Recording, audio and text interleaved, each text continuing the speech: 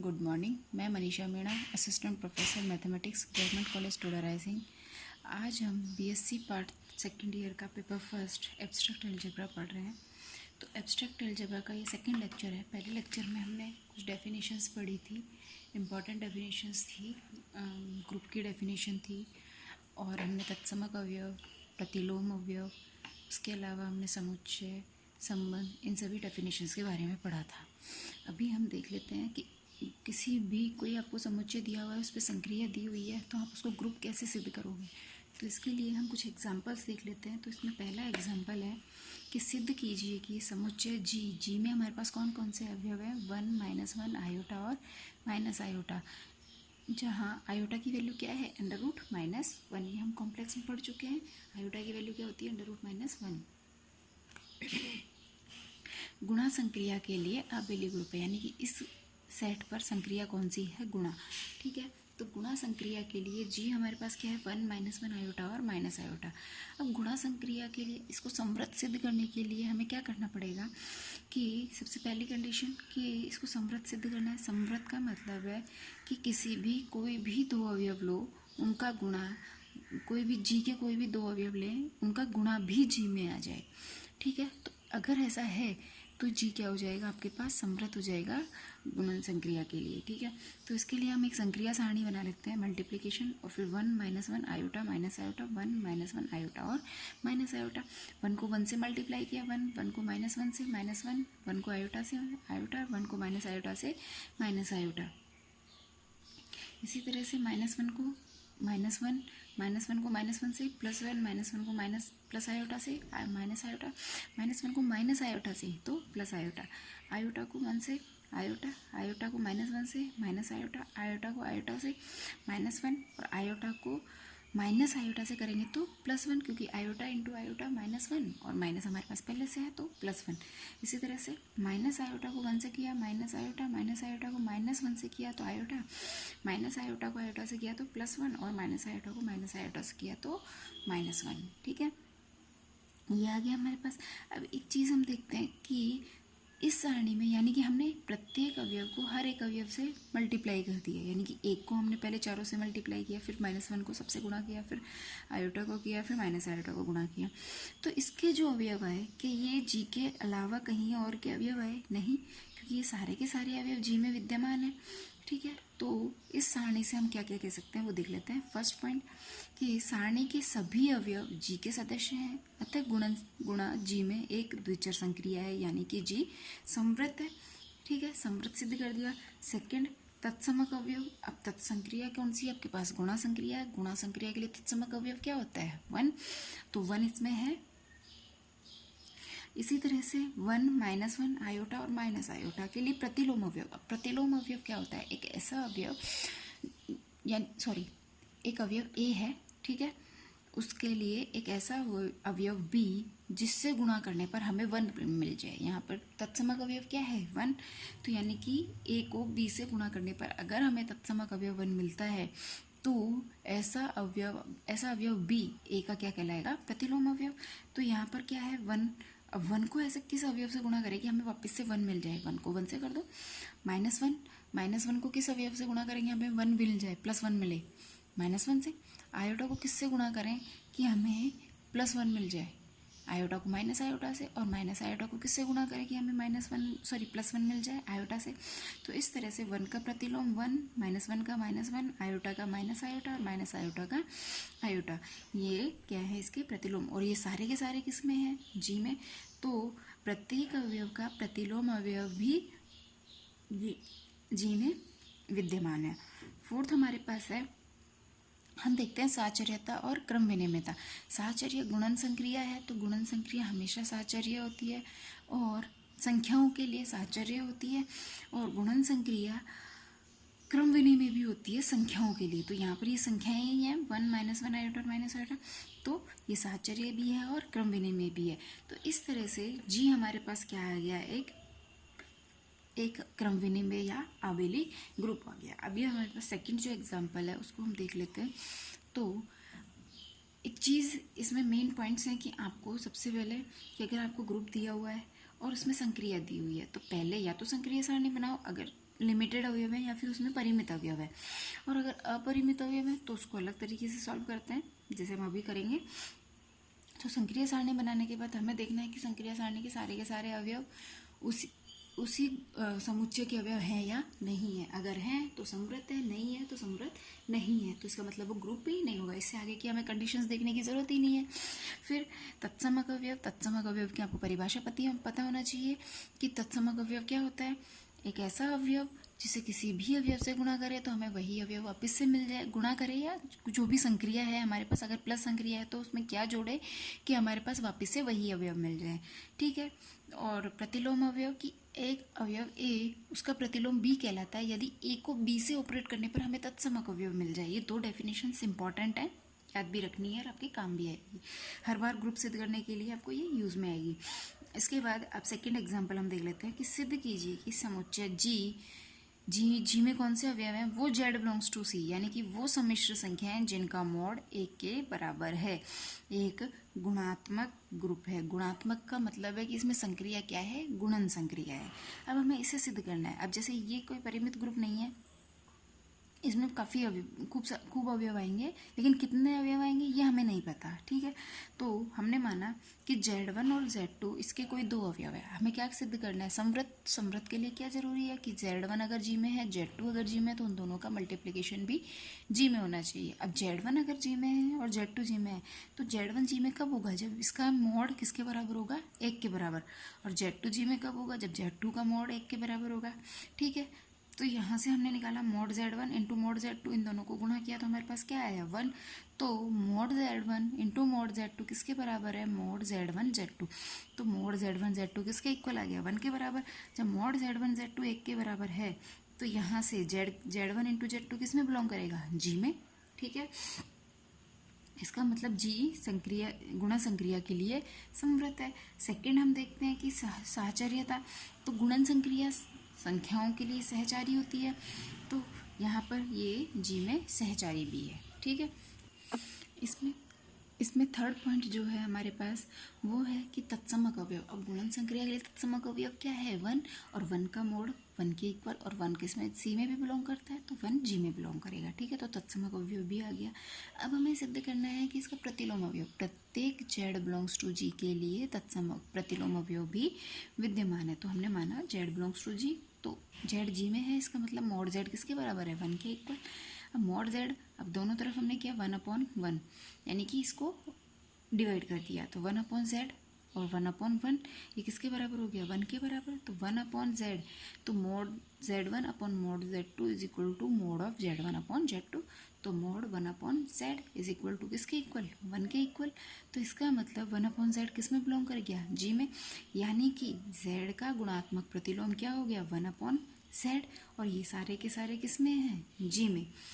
क्योंकि Z G में है, Z G में कब होगा, जब मॉड Z इक्वल टू 1 होगा, और मॉड 1/Z G में कब होगा, जब उसका मॉड इक्वल टू 1 होगा। तो हमने सिद्ध कर दिया कि 1, जब Z का मॉड 1 है तो मॉड ऑफ 1/Z का मॉड भी 1 के इक्वल होगा, तो यानी 1/Z इसका क्या हो जाएगा, प्रतिलोम अवयव हो जाएगा। अब यहाँ से हमारे पास, अब इसके लिए हम क्रम विनिमयता, इसमें हमें यही सिद्ध करना था कि ये एक गुणात्मक ग्रुप है, ठीक है।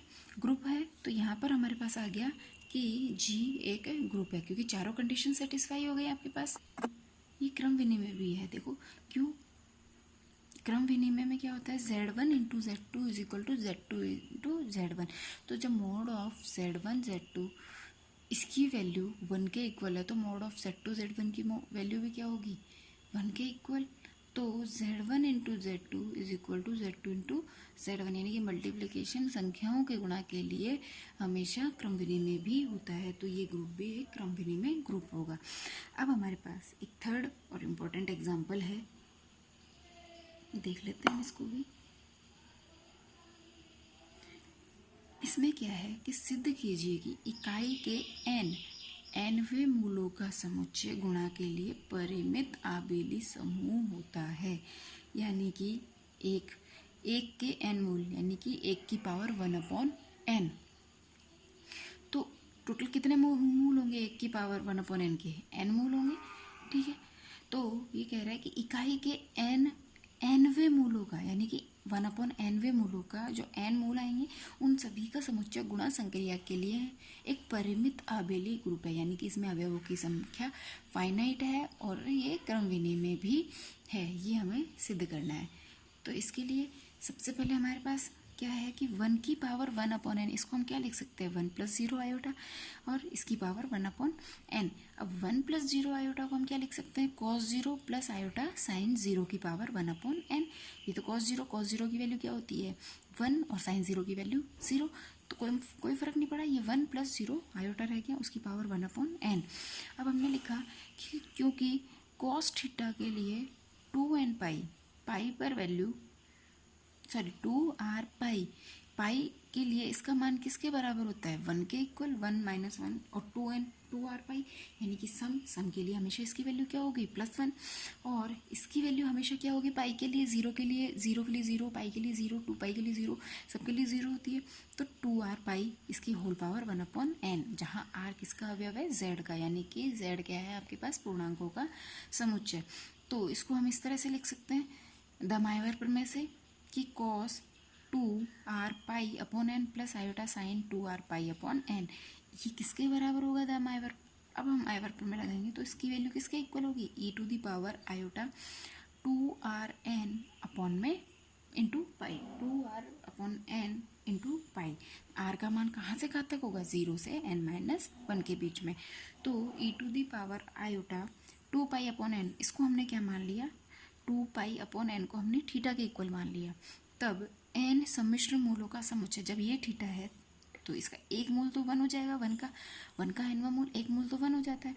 सेकंड हमारे पास क्या हो जाएगा थीटा, क्योंकि r की वैल्यू चेंज करोगे उसी हिसाब से, r की जैसे पहले 1 लिखोगे तो ये थीटा हो गया, 2 लिखोगे तो इंटू 4 आ जाएगा, तो ये थीटा स्क्वायर हो जाएगा, 3 लिखोगे थीटा क्यूब हो जाएगा, और n-1 लिखोगे तो थीटा की पावर n-1 हो जाएगा। ये हमारे पास अब जी में अवयव आ गए। अब हमें इसको सिद्ध करना है कि ये एक क्रम विनिमय ग्रुप है, यानी कि आबेली ग्रुप है। ठीक है, परिमित तो यहीं से हो गया कि इसमें अवयवों की संख्या क्या है परिमित है, कितनी है n है। तो इस तरह से परिमित तो हो गया। अब हमें इसे सिद्ध करना है कि ग्रुप भी है और क्रम विनिमय ग्रुप है। तो सबसे पहली कंडीशन समवृत्ता के लिए क्या लेंगे हम, इसके कोई दो अवयव लेंगे a और b बिलोंग्स टू g।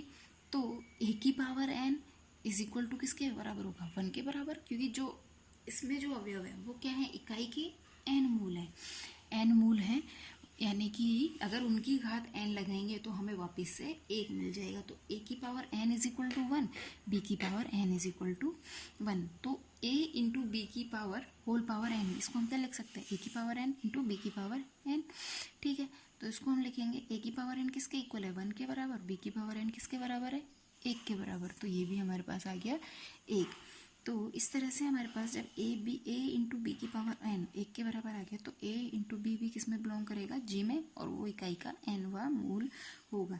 इसका मतलब a belongs to g, b belongs to d, implies that a b belongs to g, implies g गुणा के लिए समृद्ध है। अब साहचर्य था वही सम्मिश्र मूल गुणा के लिए साहचर्य है, कोई भी दो सम्मिश्र अंकों को गुणा करोगे तो वो सहचारी होगी। तत्समक अवयव गुणन संक्रिया के लिए तत्समक अवयव क्या है 1, और वो भी जी में विद्यमान है हमारे पास। अब नेक्स्ट हमारे पास जो कंडीशन है वो है प्रतिलोम अवयव का अस्तित्व। देखते हैं इसमें कि प्रतिलोम अवयव के अस्तित्व में कि जी में यदि कोई अवयव θ⁻r 0 ≤ r, और ये 0 से n-1 के बीच में है r की वैल्यू, θ⁻r है, तो जी में एक ऐसा अवयव θ⁻n-r भी उपस्थित होता है कि θ⁻n-r into θ⁻r is equal to θ⁻n, और ये किसके इक्वल है 1 के बराबर, तत्समक अवयव के बराबर। तो इस तरह से θ⁻n-r थीटा की पावर n-r θ⁻r का प्रतिलोम अवयव है जो कि जी में विद्यमान है। ठीक है, नेक्स्ट हमारे पास इसका क्या देखते हैं कम्यूटेटिव, यानी कि क्रम विनिमयता। क्रम विनिमयता में चूँकि सम्मिश्र संख्याएं गुणा के लिए क्रम विनिमय होती हैं, कोई भी सम्मिश्र संख्या है उनको आप गुणा करोगे तो वो हमेशा क्रम विनिमय होंगी। तो इस तरह से जो हमने ग्रुप बनाया था, ग्रुप इकाई के nवें मूलों का समुच्चय जो था वो गुणन संक्रिया के लिए एक आबेली ग्रुप है। अब हम एक नेक्स्ट नया देख लेते हैं, नेक्स्ट एग्जाम्पल देखते हैं, फोर्थ एग्जाम्पल। इसमें हमारे पास क्या है कि सिद्ध करना है कि Z5 में हमारे पास कौन कौन से अवयव हैं, 0 1 2 3 4। अभी इसी तरह से अगर आपके पास लिखते Z6 तो Z6 में आपके पास कौन कौन से अवयव होते हैं, 0 1 2 3 4 5, ये इसी तरह से परिभाषित है। तो Z3 में कौन कौन से अवयव आएंगे, 0 1 और 2।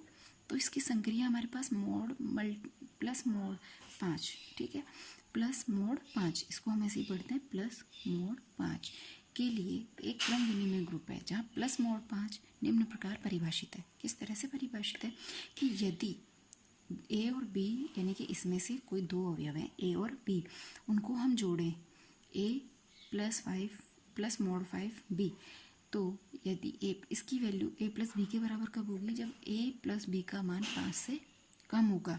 और इसकी value a plus b minus 5 के बराबर कब होगी, यदि ए प्लस बी की value greater than equal to 5। हम देखते हैं कि जैसे हमने फर्स्ट एग्जांपल में किया था, संक्रिया सारणी बनाई थी, उसी तरह से, क्योंकि हमें प्रत्येक अवयव से हमें समृद्ध प्रूव करना होगा, तो समृद्ध के लिए हर एक अवयव को एक अवयव में जोड़ना होगा, एक अवयव को हर एक अवयव से जोड़ना होगा, ठीक है। तो Z5 के लिए Z5 मोड प्लस मोड 5 के लिए हम एक संक्रिया सारणी बनाते हैं।